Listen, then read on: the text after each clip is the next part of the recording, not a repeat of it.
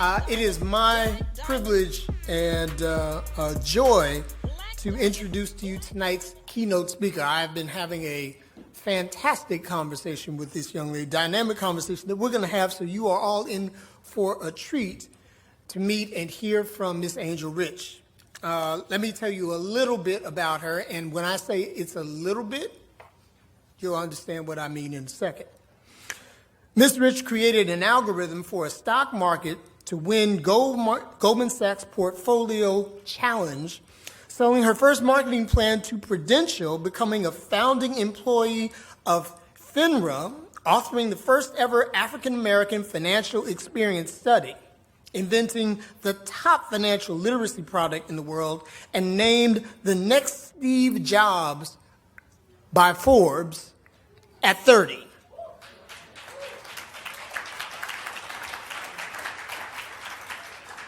Angel Rich has earned the title of Wealth Pioneer.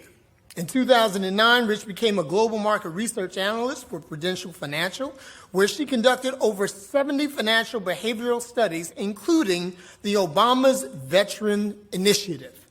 During her final year at Prudential, she helped the company's annuities division grow from number 16 in service to number 4, helping the company save $6 billion. Billion with a B, of which I asked her, how much did they give you?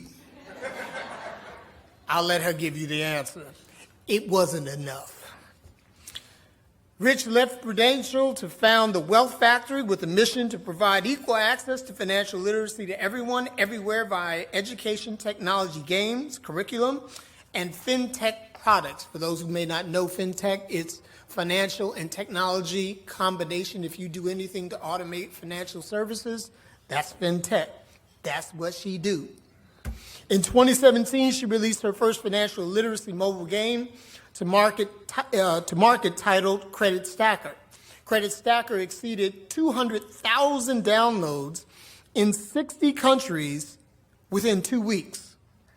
In addition to climbing the number one educational app in 14 countries, Credit Stacker has garnered numerous accolades, including top 5 in 40 on Apple, top 10 in the world by Google, and was named the best financial literacy product in the country by the White House Department of Education and J.P. Morgan Chase. That year, Rich also released her first book, The History of the Black Dollar, with the foreword written by Dr. Meyer. Rocky Moore Cummings. The book takes readers on an economic journey through the history to depict the major milestones, historic figures, and upcoming leaders. She was awarded Hamptonian of the Year, HBCU 30 under 30, Hampton 40 under 40, and Google Top 30 Black Female Founders. In 2018, the United Nations named her one of the top 100 most influential people in African diaspora, and one of 5 icons. I went to school, and one of 5 icons. In 2019, she released her second book, Black Women Politics, and was honored as a historic figure at the Sandy Springs Slave Museum. She is most proud, if all that doesn't count, she is most proud to be vice chair of the Financial Literacy Council after an appointment from the mayor of D.C. designing the financial literacy recommendations for the city. In 2020, she graduated from the NASDAQ Entrepreneurship Center, Hill Vets led program, and 1871's first accelerator for women in fintech. She also co-created the MIT Hacking Racism Challenge for hashtag Black Tech Matters in partnership with MIT, and the largest Black hackathon in the country with over 1,500 participants and 100 partners, including 20 HBCUs. Later that year, she strategically launched Credit Rich, an artificial intelligence fintech app that rounds up users' spare change to pay bills intelligently and increase their credit scores in partnership with Experian, making it the first Black American company to have an institutional partnership with one of the 3 top credit bureaus. She for real. Ladies and gentlemen, like I said, just some of the things she's done. Please welcome Angel Rich to the stage. Good evening, everyone. Hello. Okay, this one works too.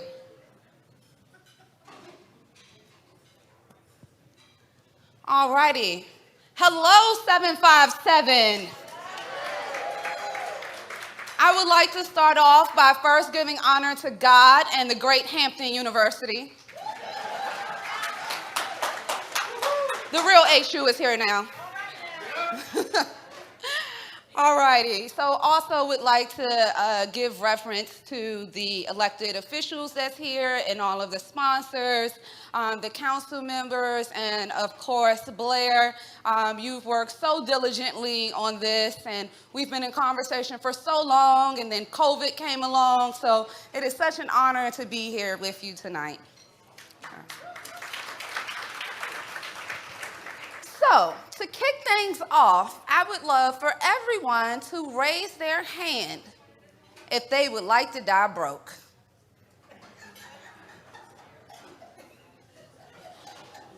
Anyone? Well, some people say yes, some people say no, but the answer really isn't important. What is important is that you are able to make a choice. And as a 4th-generation Washingtonian that graduated with $180,000 worth of debt and a 444 credit score, I know firsthand that not everyone gets the opportunity to make that choice. Did you know that the little 3-digit number that you graduate high school with could potentially make or break your life? If you could go back to when you were 18 and think more about your finances and your credit to put yourself in a better position today, would you? So I want to take you guys on a journey, one that explains how financial literacy and entrepreneurship and Black branding goes hand in hand. And for me, it starts at Hampton University. You see, one day I walked into the library and a group of people asked me to lead them in a Goldman Sachs portfolio challenge. And I said, I don't know anything about the stock market and I've never done a portfolio challenge. And they said, we're confident you can lead us.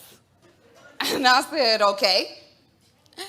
And from there, we happened to be in the library. They walked me over to the computer and they showed me the stock market.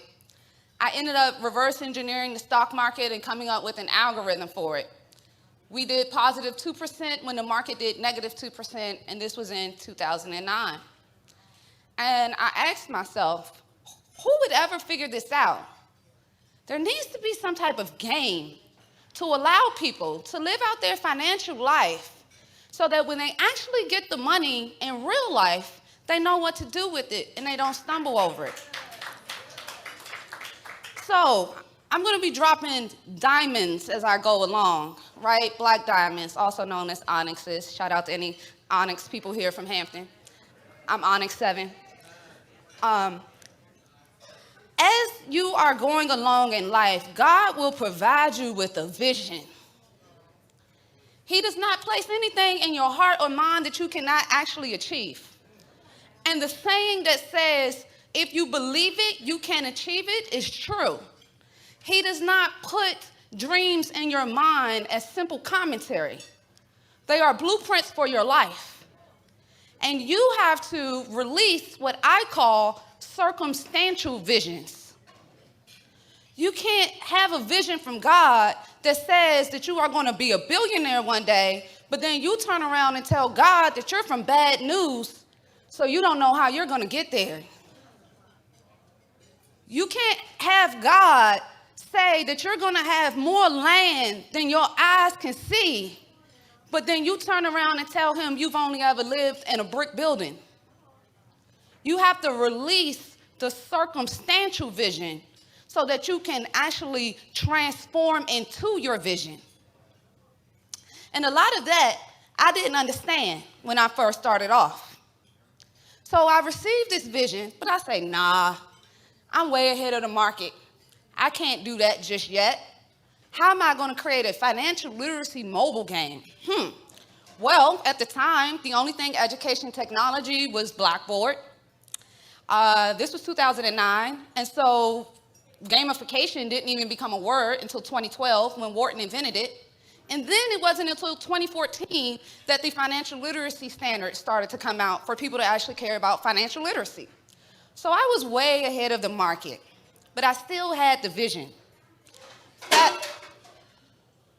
Fast forward to spring of my senior year. Once again, I walk into the School of Business, and a group of people say, hey, we want you to do the Prudential case competition.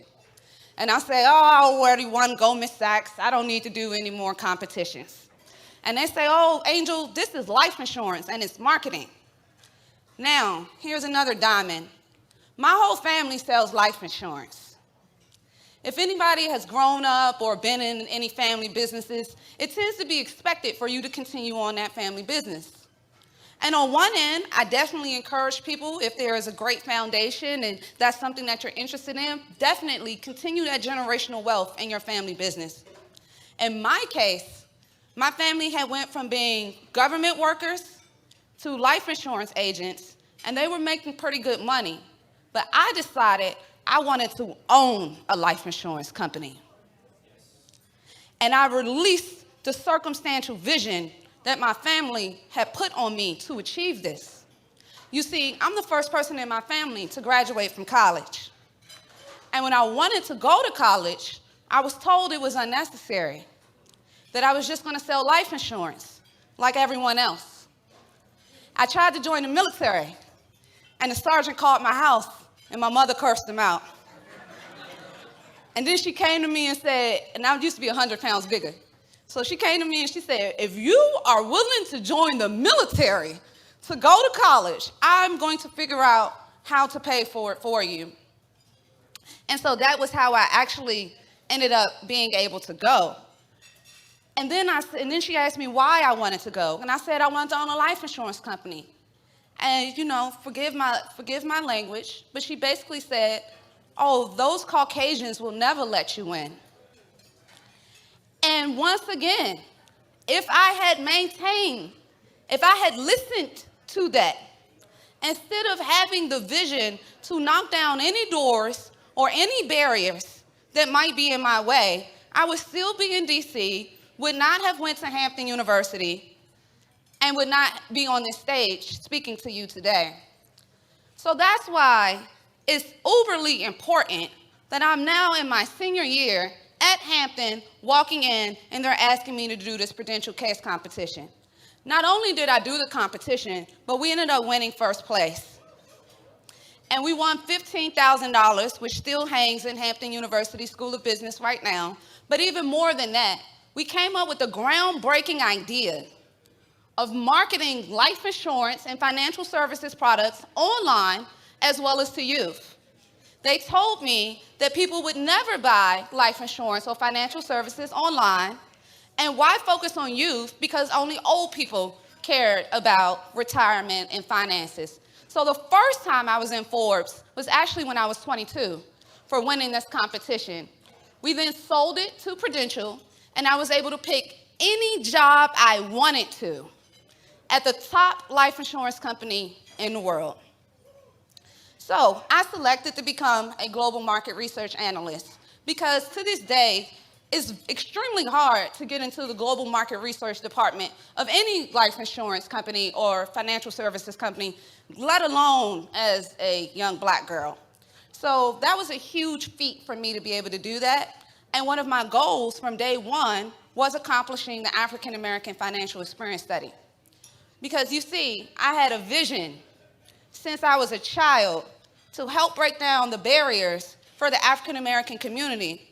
Because in growing up with my parents and selling life insurance, we spent our weekends in people's offices and in their homes. And I didn't understand why I couldn't go to the park. And so, okay, you sold the policy already, but we have to come to these people's houses every weekend so you can help them manage their money? Like, it just didn't make sense to me. And they were government workers. Some of them, made $100,000 a year, but they didn't know how to manage their money. It boggled my mind. So when I finally get to Prudential from day one, I set that goal, and we are able to accomplish it. And it ends up being the first study ever conducted by a financial services company to analyze the financial behavior of blacks. And once again, I want to share with you all the audacity of my confidence, which is the theme for this evening. Because when they denied me this study, I didn't just simply take it lying down. They had me working on Asian Americans, Hispanic Americans, then they went into the LGBT community, and I said, what's next? Are we doing deaf people and left-handed people? When are we doing the African American community? Help me understand what is going on here. And you know what they told me? They told me black people didn't speak a different language.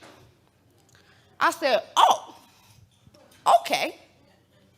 I see what we have here. Now, for any of you all that follow me, I have a theme called Be a Trojan Horse, and I'll briefly explain that real quick. You see, when they decided to take down Troy, they didn't just walk in, saucer in, and say, hey, we're here to destroy you. No, they built a horse, they climbed inside, they set it outside, they moved the ships back, and they let them think that they left them a gift. They opened the gates, they saw the horse, they wheeled it right on in. They said, oh my gosh, we're so big and powerful that they got scared and they left. And look, they don't want any problems, so they left us a gift. We're gonna bring this in. We're gonna celebrate it. We're gonna get drunk around it. And then we're gonna fall asleep.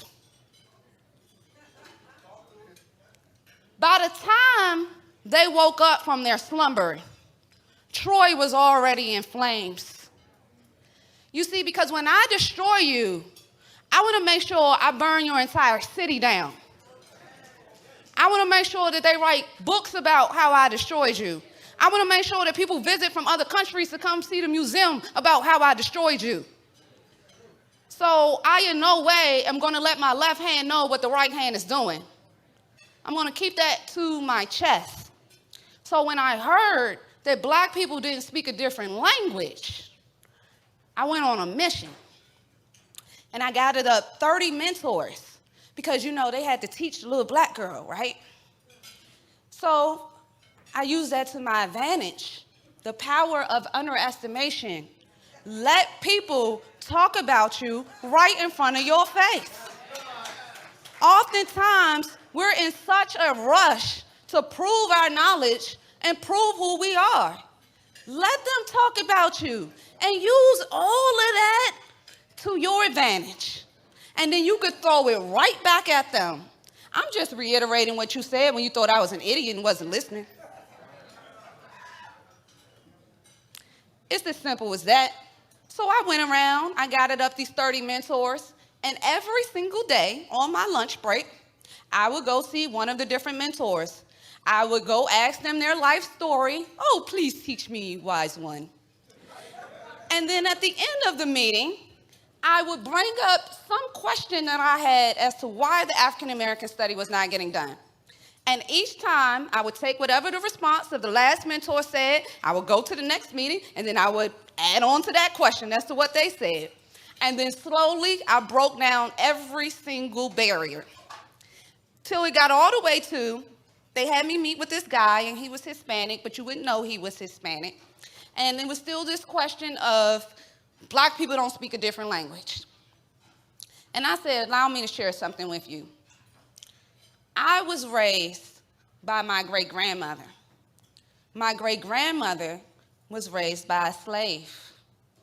And he said, oh my gosh, you have a direct connection to slavery.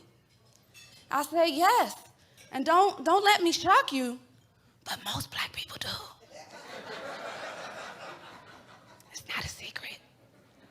And that is how I got the African American study done. I take the time to fully explain that to you all because that was a historic moment for this entire country. There were not black people like that in life insurance commercials and financial services commercials before. Thank you. And we were able to prove that black people own life insurance at an equal or higher value than any race. And the results were so groundbreaking. They thought I did something wrong. And the Life Insurance Market Research Agency duplicated the research study in order to see if the results were accurate. Once they came back as accurate, it then became the blueprint for the entire financial services industry for how to market to blacks. So every time I turn on the TV and I see black people in life insurance commercials and financial services commercials, I think about that moment. I want you all to dream audaciously. I want you to have the audacity of confidence. I want you to walk in a room and they just shiver at the thought of what you're about to say. Okay? So it doesn't stop there. Oh, so you would think I've earned a little bit of respect after that, right? Nah. I guess I just got lucky with those few billion. So I said, y'all want me to do this on purpose. You want me to tell you I'm gonna do it and then show you I'm gonna do it. Okay, and you want it to be something that you wasn't even thinking about. Okay, because you wasn't thinking about the African American study, but okay. All right, so I go on out to annuities. I go on out to Connecticut. That's where they send the geniuses. And so I go on out there and I'm bored. And they give me this job. And I look at the work I'm supposed to do, and it literally would have taken me 2 weeks to do what they was asking me to do for an entire year. And, I can entertain, but I'm not that entertaining. So I was like, I got to do something about this. There's no way I can just sit here and just do this, right? So once again, I'm on my mentor thing, and I'm going around, but this time I got a different mission. This time, I want to figure out what the problem is. Because no one's perfect. Surely you all have asked me to come here for a reason.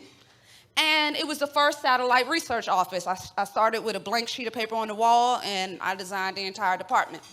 I went around to everybody, and then I started noticing 6 different people was working on e-signatures. So the point of this story is for you all to know how to create a lane for yourself. Don't let somebody open up a lane for you. You better act like you got a Range Rover and go off-road, okay? And so that was the job description. I go around, I'm talking to everybody, 6 different people working on e-signatures. I say, that can't be profitable. Like, why does it take 6 different people? I could maybe see 2, but 6 doesn't make any sense. I then go around and realize there's a ton of problems that the same people are working on because this is a very siloed organization. Okay, well, I then volunteer. I get my boss to approve it. I then volunteer to do a research study on problem resolution. At the time, the industry standard was 3 days, and Prudential was doing it in 6 days. And I discovered through my research that nobody else even thought to research, that if you solve problems in 2 days, satisfaction will go up by 70% and thus saving $6 billion. Now, why do I share this story? Because the number scared my boss.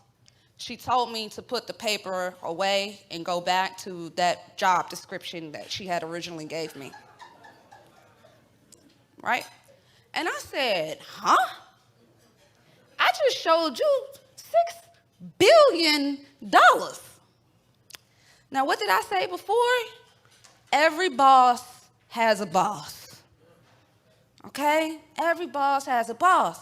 So I sat back and I waited, and her boss worked in a different office, and he would come up every quarter, and I strategically waited right before he was coming up to give her the report. I'm trying to give her a layup.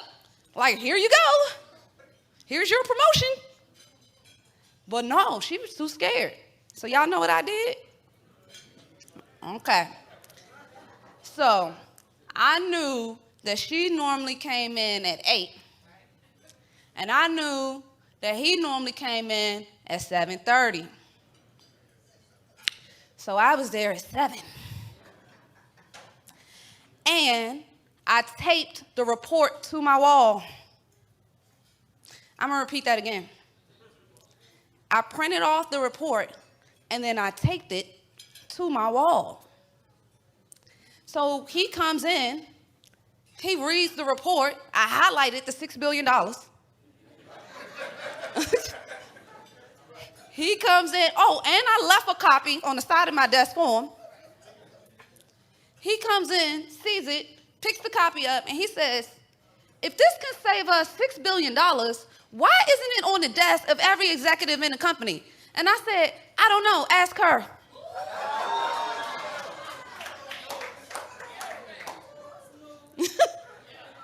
He waited for her to come in. I could hear him cursing her out through the wall. And by the end of the week, it was on the desk of every executive in the company. They gave me a 5 out of 5, which is extremely hard to get at Prudential. Only 100 of 20,000 employees to get that every year. They gave me a Presidential Achieve Award. They put me on the CEO track, and they gave me a double promotion. Now, and my mom's still calling him Ron, but to his point, to Daryl's point earlier, the figure that they gave me was $30,000. $30,000. And as I was explaining, I've already shared a couple of stories. I made $6 billion that year. I didn't even count the African American study money, which I'm sure was double or triple that, or the Obama's Veterans Initiative study that I led, which I actually did here, by the way. They sent me down here for 3 weeks to do that study. So I wasn't even counting that money, but $30,000? So even with that, I asked them for $175,000 for my church. We were going on a mission trip to Africa. And I was going to put everybody in Prudential t-shirts. I was going to fly a helicopter over, and it was, woo, Prudential loves black people. And they were like, nope, we can't show bias. Show bias? What? You just did a whole study on what? So I said, okay. All right, mind you, they had just given me a full ride to Wharton. I get to Africa. I go on a trip with my church. I get to Kenya, and I meet a little boy in a Wharton t-shirt. And I'm seeing this little boy every single day for 3 weeks in this Wharton t-shirt. And it's driving me nuts. And soon I'm like, he don't have no other clothes? I'm like avoiding the route where he live at. I'm like, I can't keep seeing this little boy. And then I realized the problem isn't the little boy. The problem is me. And I need to quit my job to create equal access for financial literacy for everyone everywhere. Because this little boy in this t-shirt, no matter how smart he becomes, will probably never have the opportunity to go to Wharton, let alone leave Kenya or maybe even Salawa, where I met him at, where if you were to try to Google it on a map, you wouldn't even be able to find it. So I realized that this little boy, what was the difference between me and this little boy? Our geographic location, where we were born? How is that fair? So his whole life is predetermined because of where he's born? And then at the very least, he doesn't even have access to the knowledge? My God. So I decided to quit my job to create the first financial literacy mobile game on the market. We called it Credit Stacker. It grew to become the #1 education app in 14 countries, top 5 in 40 countries, and was named the best financial literacy product in the country by the White House, Department of Education, and JP Morgan Chase. Thank you. And because this is a story of confidence, I'm going to share another one with you here. There was a time where we had raised about $10 million for Credit Stacker. We were in a program, and it was out in California, and it was, I was talking to somebody earlier about Village Capital. It was with Village Capital, and we had raised $10 million. And then we get this phone call while we're in California, we get this phone call from Buffalo. And they say, hey, careful. I'm waiting to the end of the story. Okay. We get this call from Buffalo. And Buffalo says, hey, we got the world's largest business competition, 43 North. We're excited that you've applied. 13,000 applicants. You're applicant number 1. Y'all follow me? You're applicant number 1. Okay, let me explain something. Top 8 gets $500,000, and I believe it's top 3 gets $1 million. If you win top 3, your company gets valued somewhere around $20 million. Okay, we had raised $10 million on a $10 million valuation. We wasn't gonna take the whole $10 million. I just like to oversubscribe, and then I was gonna select who I wanted. Okay, so our lawyer, because we get this phone call, he tells us to get rid of all the money, turn down all the deals, because Buffalo and 43 North is saying we have the number 1 application in the world. So how are we not going to come in the top 3? Okay? And mind you, up until this point, I hadn't really lost the competition. If I walked in the room, please believe I'm winning. Okay? Just facts. So we get there, and you all can look this up on Google. You can look this up on YouTube. We get there, I pitch on the stage. They tell me that I gave the best pitch in the history of 43 North. It's on YouTube, okay? I go back to my dressing room. Forbes and Black Enterprise comes to the dressing room. And they say, hey, we know you're winning top 3. We just don't know if it's 1, 2, or 3. But let's go ahead and pre-interview you for us to drop this article. I say, okay. The Buffalo Times comes over. He says, hey, I'm going to interview you ahead of time. I'm hoping you're going to be the winner this year. I say, okay. Now, as y'all can see, I'm very connected with God, right? That night, I get a phone call from one of the judges at 3 a.m. in the morning. And he tells me that I need to come to his hotel room or prepare not to win the next day. I'm crying. My chief strategy officer is in the room. I'm halfway getting dressed, but I'm like, what the heck? So I called my mother, 3 a.m. in the morning. I called my mother. I said, Mom, I don't know what to do. I said, this sounds like a crazy situation, but I've come so far, and this man is telling me if I don't come to his room, I'm not going to win tomorrow, and he's the only Black judge. So I know they're going to listen to him. Okay? Somebody was asking me earlier about access to capital. It's a lot of things that happen within the tech world that needs to be more in the light. So my mother says, nah, I don't think you should go. And, if that's how you got to get it, I don't think you should go. And I say, you know what? You right. And I ended up not going. Okay? Still, the next day, and I still end up coming in the top 9, but not the top 8. And as I go onto the stage, God says to me, hey, brace yourself, fix your face. You're not about to win this. And I turn to my chief strategy officer and I tell her what God said. And she was like, what? They said we had the best pitch. I was like, God just told me we're not about to win. Fix your face. And so, and God had told me it's going to be rough.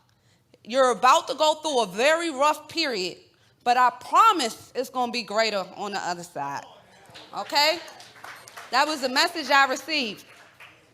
I went through that.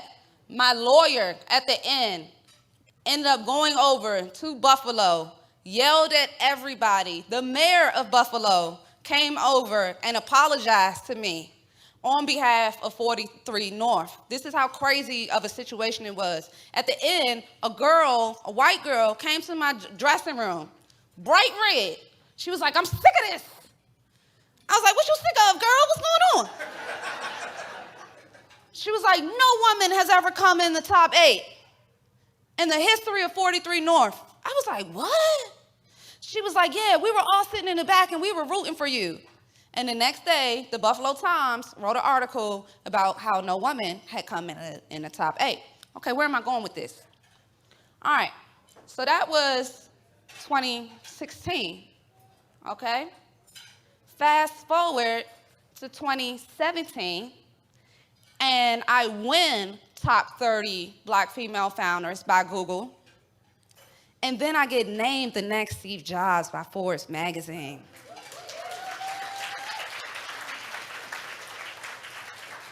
And my mentor took the article to the governor of New York and got the president of 43 North fired. Yes. So it all ended up coming full circle for me. And that piece about how God said it was going to be so much greater, oh, let me tell you how much greater God has made life for me. You know, sometimes people don't realize that they hold on to something for too long and God might be trying to push you in a different direction, okay? So fast forward to 2018 and life is going really well. The United Nations named me one of the top 5 most influential people of the African diaspora, and things are just churning. And then I started getting this message from God around June 2018, and he just keeps saying, wait.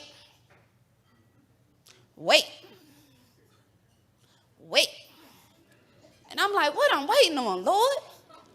And so I used to have a condo down here by Buckrow Beach. And I said, okay, I'm going to just go down to Hampton for 2 months and just sit in my condo and wait, okay? So after about 2 months, I was like, okay, God, what's up? What I'm waiting on? And he still kept going, wait. So I was like, so then I got Capital One asked me to do something in Delaware. And I was like, okay, Lord, I'm going to wait, but I'm going to wait in Delaware while I'm on the stage. And then, you know, you could just tap me whenever you're ready, you know. And I wasn't listening, okay? January 3rd, 2019, I break my spine. And I end up paralyzed for 7 weeks and on bed rest for 3 months. And God was like, I told you to wait. I told you to sit still. And so that ended up being a very big moment in my life of reflection. And God did want me to wait. And in that moment, I decided to transition from credit stacker and ended up coming up with credit rich. And if it was not for that waiting period of me slowing down and not just trying to run what I thought was best, instead of listening to the message and the vision that he was imparting on me, I wouldn't be where I am right now. So I ended up coming up with Credit Rich. Credit Rich was an audacious dream. There had never been a Black company to partner with a credit bureau. To even think of something like that, you sound crazy. So I sat back and I said, how can I be a billionaire? You know, in 2019, after I broke my back, I won't say the name of the company, but I ended up getting offered $350 million for Credit Stacker. And they said it so casually. And with them saying it so casually, I said, that you didn't strain to say that. So what is it worth? So I went to go see one of my mentors who owns a big gas company. He's worth about $60 billion, and he lives at the top of a mountain. It takes 2 hours to be able to drive to him, an hour alone just on the mountain. And so I get to him, and I say, how much of this do you own? And he say, I don't know, how far can you see? I say, I thought so. And so I asked him, I tell him my dilemma. I asked him, do we think I should take it? And he looked at me like I was discussing Abe Lincoln pennies. And he said, Angel, tell me what you really want to do. It takes the same amount of time to make $1 million as it does to make 100 million, as it does to make 1 billion. So why not focus on the billions? And I said, I felt like I was playing with sandpaper after that. Like, what am I doing with my life? Am I joking with myself? Am I having a circumstantial vision on my life? Like, nah, let me dream bigger. And so I sat back, I went and I analyzed everything, and I said, who's having the biggest acquisitions? Who's having the biggest IPOs? I realized it was fintech. I said, I'm already in that space. That's perfect. I said, what's missing in the market? I realized people needed help with their credit. I said, I'm already in that space. That's perfect. But what's different? What am I missing? I realized that people needed actual help. I said, it's almost like they want me to do the work for them. Then I said, I got it. Why don't I just do the work for them? So for the first time ever, we're doing the work for you. We've streamlined mobile banking, credit reports, and your online payments in one app. In one app. That doesn't exist anywhere else. So we are extremely proud to be in partnership with Experian, as well as FICO. Not only are we the first Black company to partner with a credit bureau, but we're also the first tech company, period, that Experian has co-innovated a product with. They are not on Credit Karma. So we're excited about that. We're also excited to have the FICO partnership. So our credit scores update in real time every 5 seconds.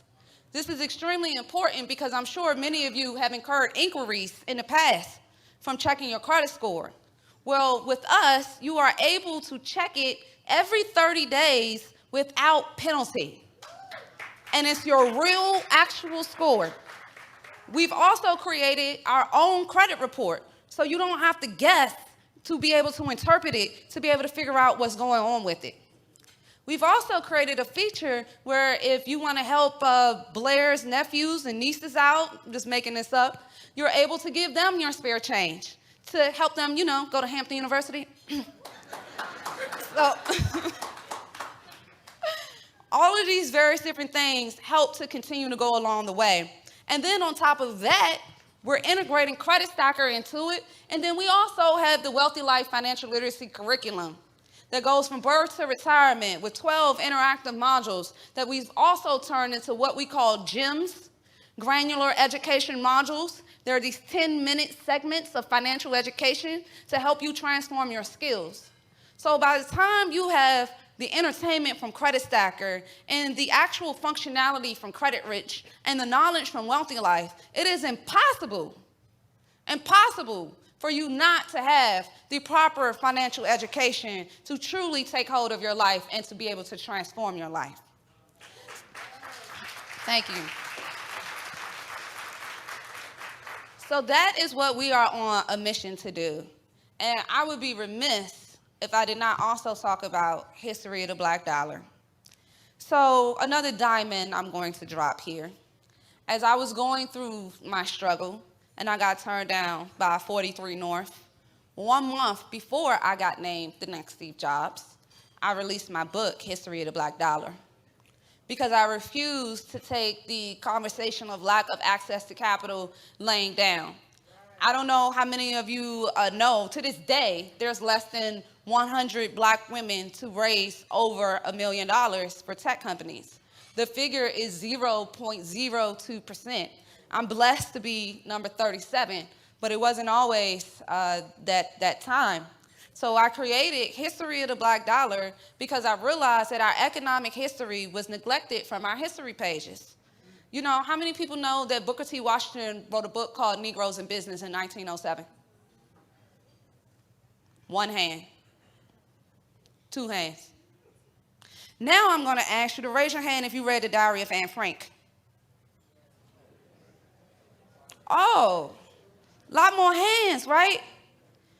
I wonder why. Well, it just might be because it's mandated across the country.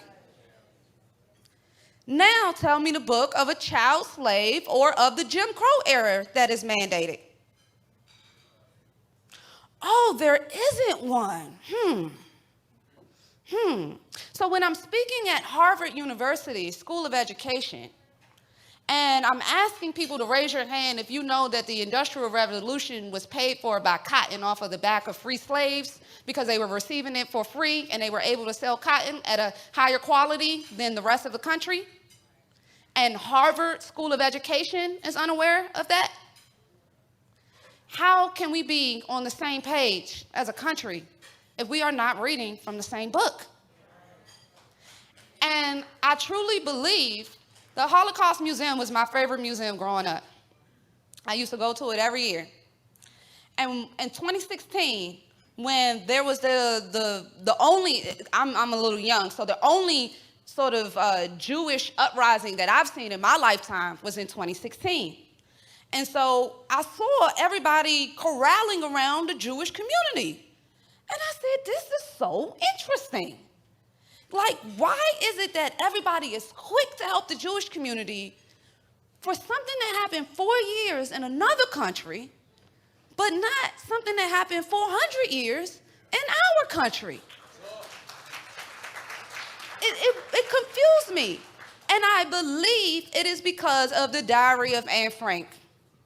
Because when you think about the Jewish community, you relate to little Anne. You think about her in the closet and in the attic. You empathize with her. But you don't have that for the black community. It's almost like the black community knowledge of the Native American community. Think about how much Native American knowledge we know.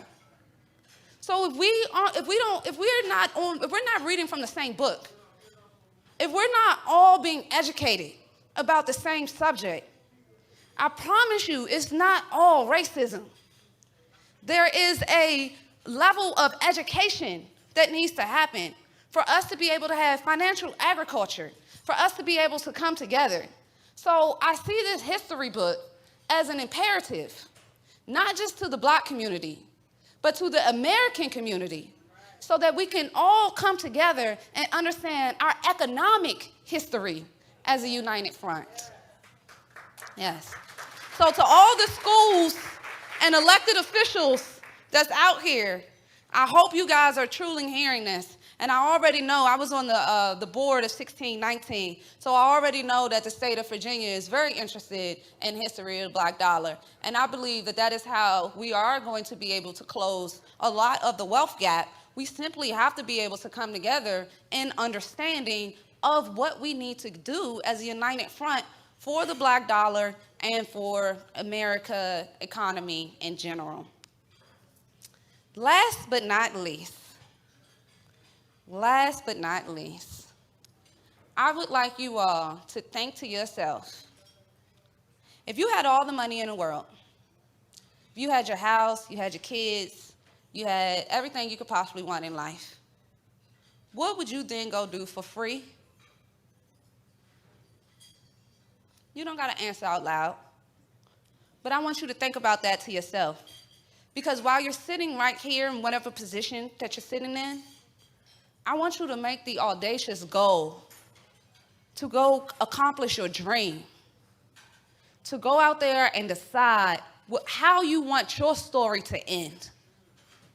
Don't let your story be written for you. It's never too late. You are never too young or too old to be able to go and start an entire new future for yourself. So if that takes you being a Trojan horse, if that takes you navigating different avenues, whatever it is that you need to do, I want you to reach deep within yourself, look in the mirror, and have the audacity of the confidence to accomplish it. Thank you all so much for having me. It's been an honor. Ladies and gentlemen, Angel Rich.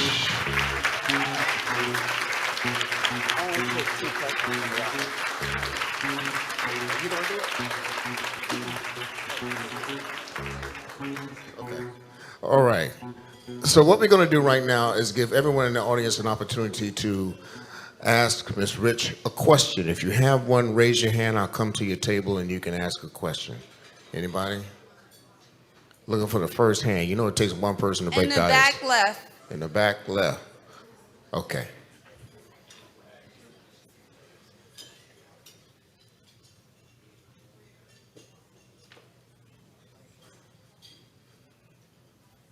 State your name and your question. My name's Corey Young. I was calling. I want to ask about your apps again because I want to get all of them so I can take advantage of it. Absolutely. So Credit Stacker is available on Google Play and iOS. It's similar to Candy Crush. We reverse engineered the Fair Isaac credit reporting system. So instead of swapping around candy, you swap around credit types to be able to pay off your bills and achieve a high credit score. And it really does help to increase financial literacy. Financial literacy rates go up by 25% after an hour and by 42% after 12 weeks. Credit Rich is available on Google Play. We are working on the iOS version and will be out later this year. That is in partnership with Experian and FICO. We round up users' spare change to pay your bills intelligently and optimize your credit scores as fast as possible. You can also check out our books on Amazon, History of the Black Dollar, Black Woman Politics, and Wealthy Life Financial Literacy Textbook. Another question. Anyone? Okay. Your name and a question. Yes, my name is Deborah Harris, and my question is, what strategy would you use to override critical race theory? If it was up to me, what I would literally do, and I'm looking for this opportunity, I would gather all of the various different leaders together from all of the various different sides, and I would lock us in a room for a week together. And I'm going to first start by hearing everybody's problems. I want you to tell me all of your issues, okay? And then I'm going to send out a survey once you give me your issues, and I'm going to quantify them so that it's not he said versus she said, or this person is more powerful than this person. I'm going to quantify them. And let's rank them, because the survey might tell me at the end of the day, you just don't want your kids to know that white people own slaves, okay? That just might be what the survey says. Or it might be that you're concerned about something else. I don't know, but I'm not going to assume.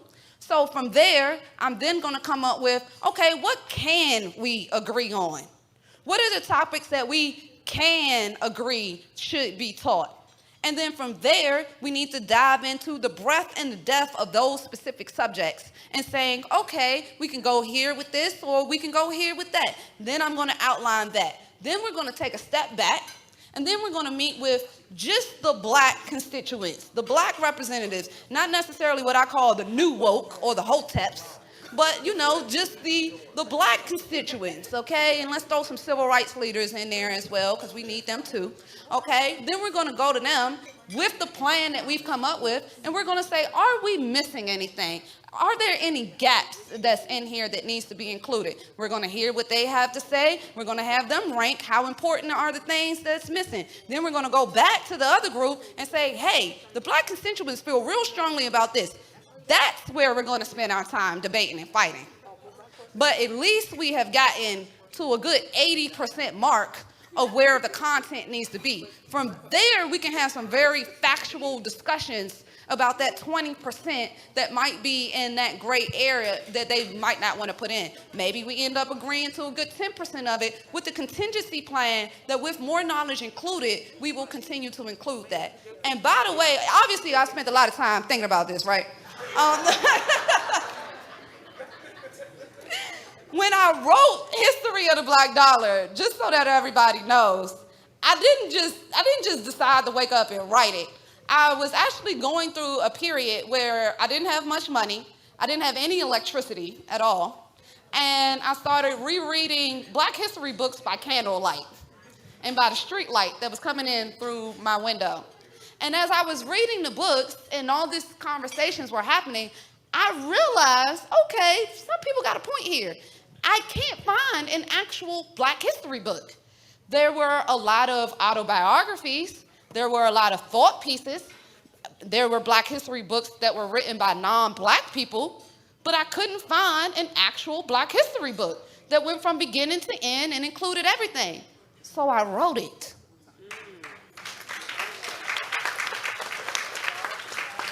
It's as simple as that.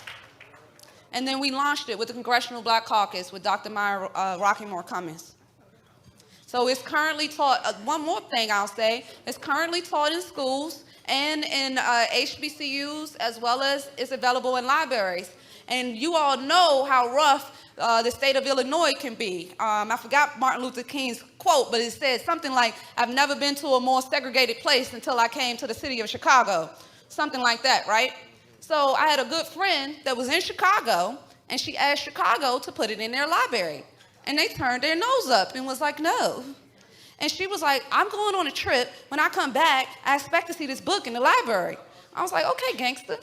And so from there, the heads of the state of Illinois' library system did a research study on history of the Black dollar, and they found that it was the most unbiased book that had been written on Black history and the most factual, and there had been no other book written like it. And if there had been, it had not been written since the 90s and not by a Black person. And then they recommended it to go in every library across the country. So this book truly is special, and we are working with the administration on it, and I do hope and plan for it to be in every American history class across the country. All right, we have another question for you.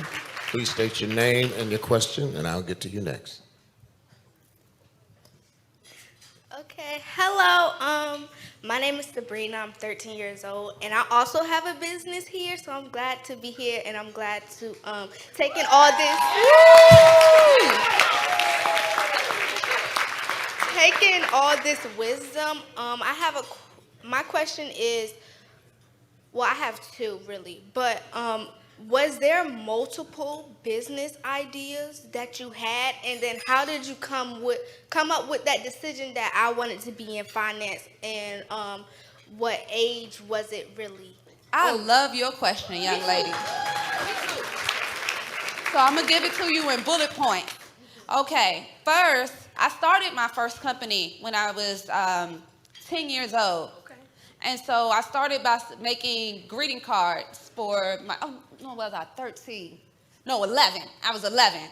I started as my mother's secretary at 10, and then I quit to start my own company at 11, selling custom-made greeting cards, okay? And then I started paying taxes at 14. I started working at Burger King.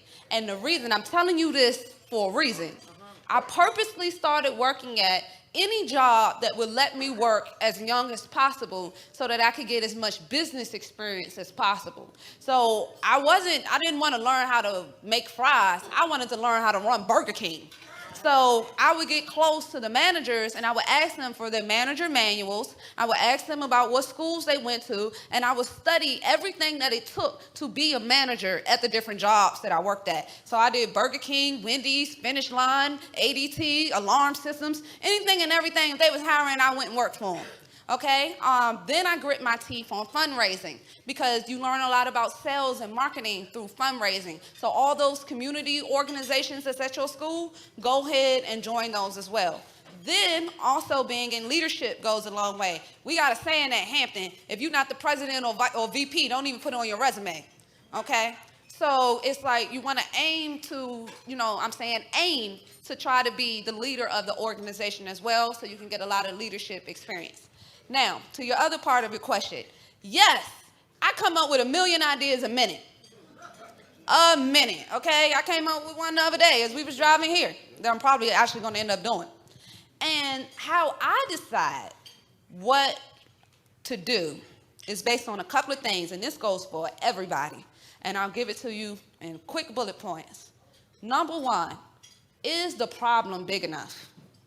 Am I experiencing this problem on a daily basis? Are other people experiencing this problem on a daily basis? And if there was a solution to the problem, would somebody run up and grab it out my hands? Okay? Number two, do I have a unique solution? Am I doing something that hasn't been done before? Am I doing something that I truly believe could solve this problem? And other people have told me that it can solve this problem, okay? Number 3 is the market. Is the market big enough? Do people just care about it in Hampton? Do people just care about it in Virginia? Do they just care about it in America? Or do they care about it all across the world? Me, I like global problems.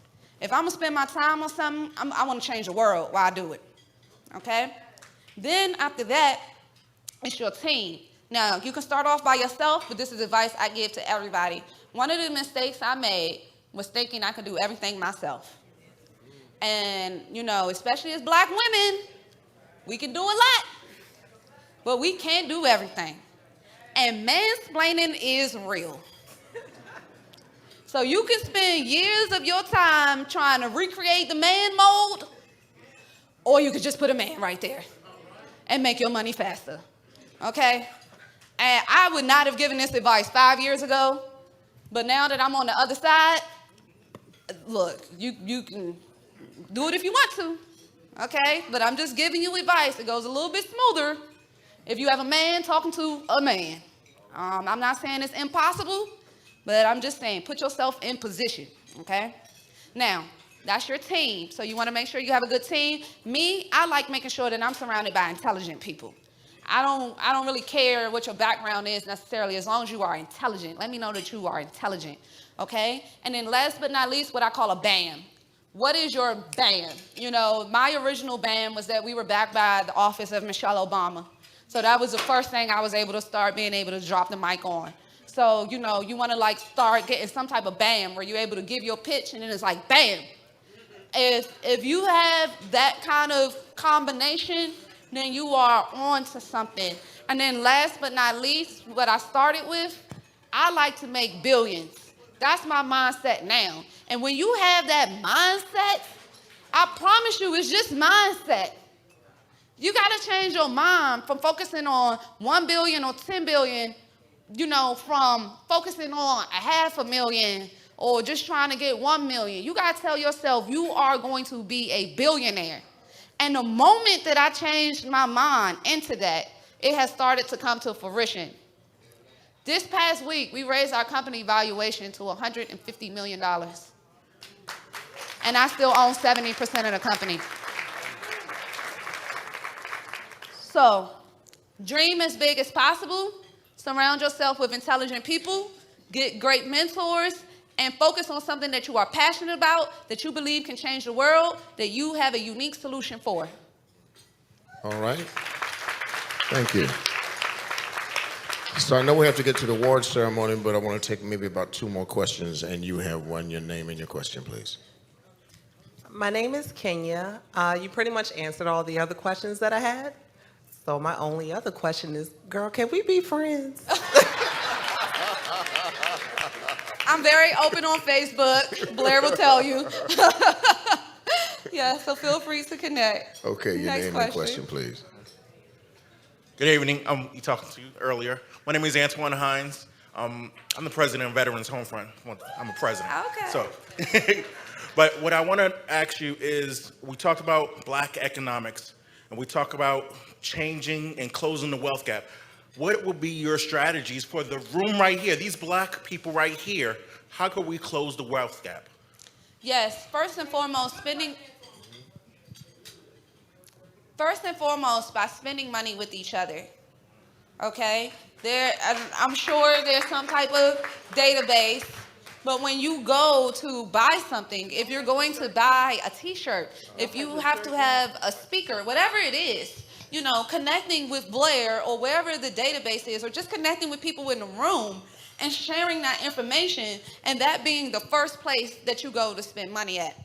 Another thing that I would love to see, especially in the 757, all of my elected officials that's here, I would love to see an opportunity where business leaders are coming together to solve problems for the 757. You know, like, I have been screaming for an innovation center here for years. Like, me and this other guy named Jared Hayes was one of the first 2 people to come to 757 screaming about an innovation center. So, we've done a lot around that. But that's something that business leaders can come together. There are tons of schools around here. So I came out of Hampton. So imagine if there was an opportunity where this was an investment meeting, and instead I was pitching, and when we were at the $35 million valuation just a month ago, everybody couldn't invest it, and then now we at the $150 million valuation, and everybody wins. Then there's some type of structure where maybe we give a little percentage back into the fund, where it continues to build on other people. That's something we could be doing for Black businesses tomorrow. And I never understand why it's not happening yet. So I'm excited. That's one of the reasons I'm even here right now, because I believe what Blair is doing is a great catalyst for that. And I believe that, the more elected officials that we have in here that care about that as well, and then we get more of the universities in, and hey, I think that eventually we're on to something. I'm on the board of 757 Accelerate. So they're doing this at ODU. But I wasn't funded. And people like me don't always get funded. So it would be great if there was something like that here, led by Blair. Next question. Oh, you got one more? Okay.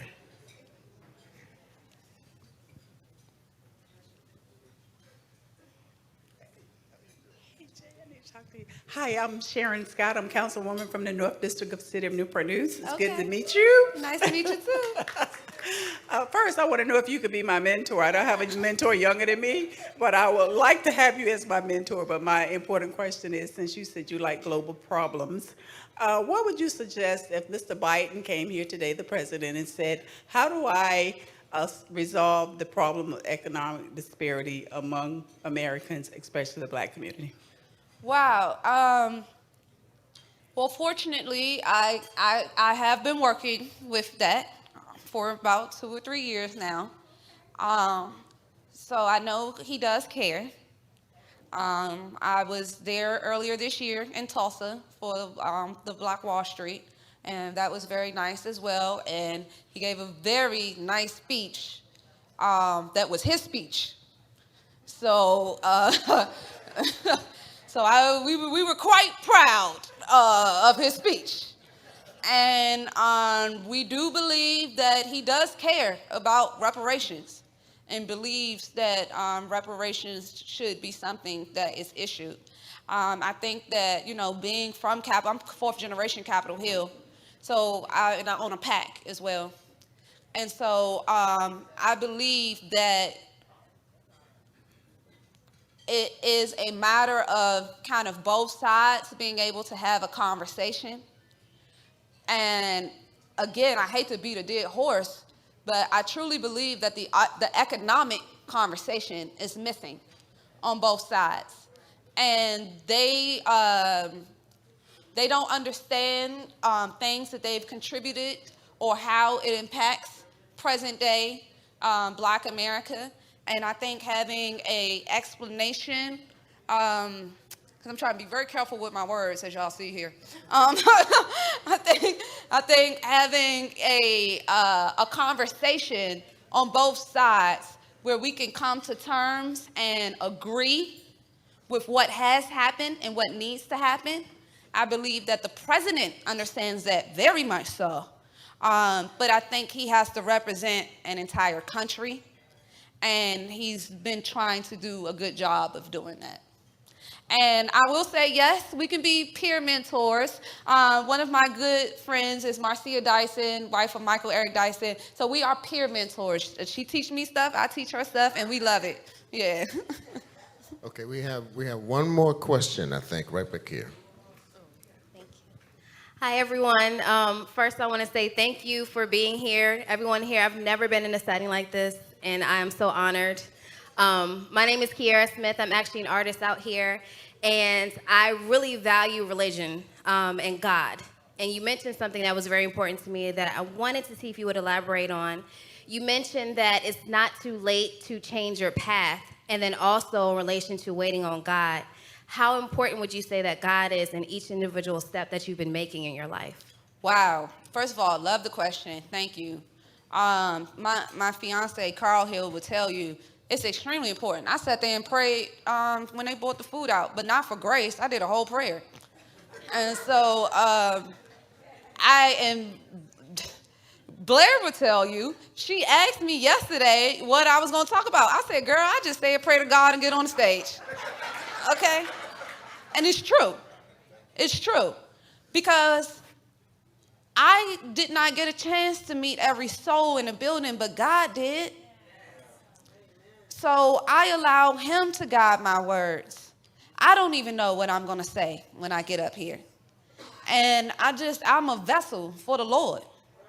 So whatever he tells me to impart is what I say. It's because it's going to help somebody in the room, because that's what God is guiding me to say and do.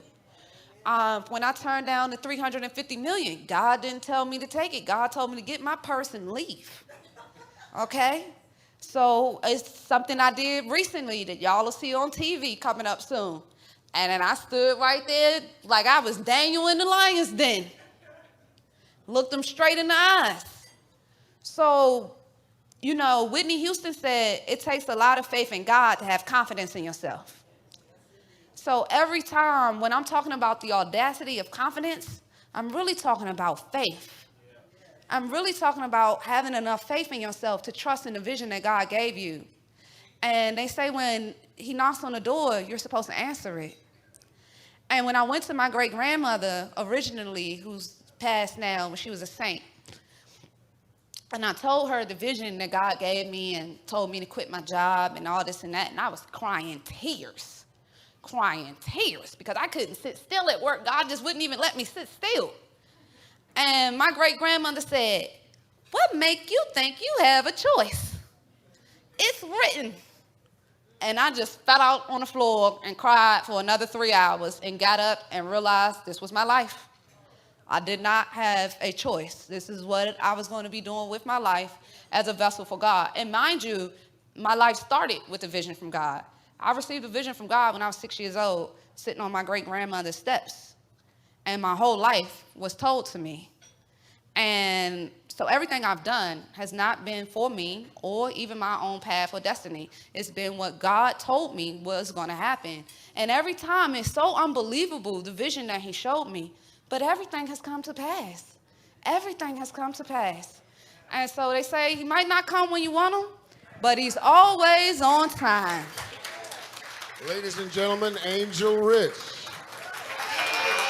Angel Rich.